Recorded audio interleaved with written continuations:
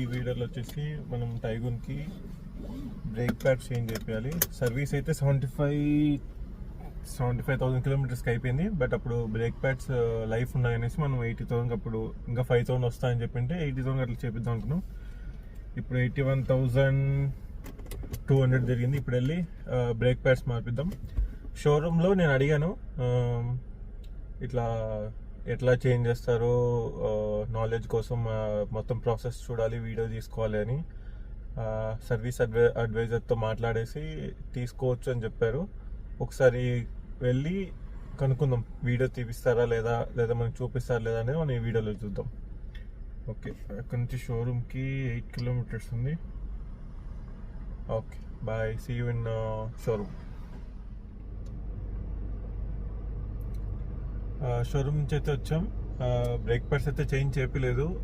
Inspection చేసిన తర్వాత ఇంకా 6 mm వరకు లైఫ్ ఉందని చెప్పారు. ఇంకో 2,000-3,000 కిలోమీటర్స్ ఈజీగా తిరగచ్చు. నో నీడ్ టు చేంజ్ అని చెప్పారు.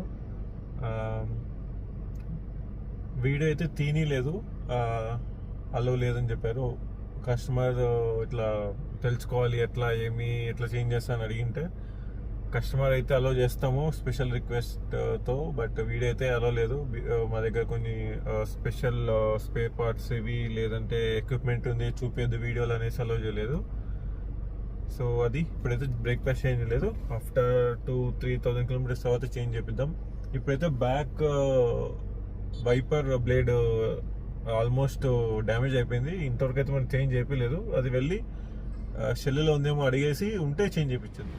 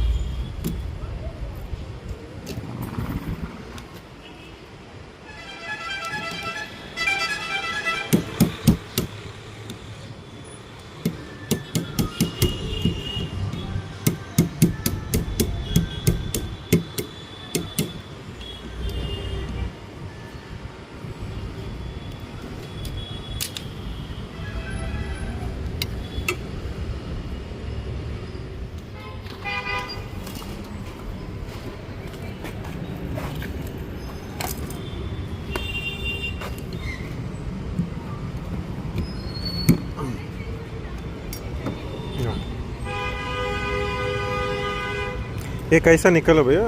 स्ट्राइट प्रेस करना है, ये नीचे है ना। हाँ हाँ तो प्रेस करके खींचेगा तो जाएगा, नहीं तो नहीं जाएगा। ओके, ठीक है नहीं तो ये बेंट हो जाएगा, जोर से मारेगा ये बेंट डैमेज हो जाएगा। ठीक है।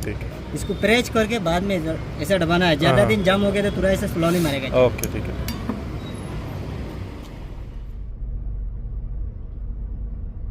సో షెల్ అయితే ఉంది. బ్యాక్ పైప్ అయితే చేంజ్ చేయించేద్దాం.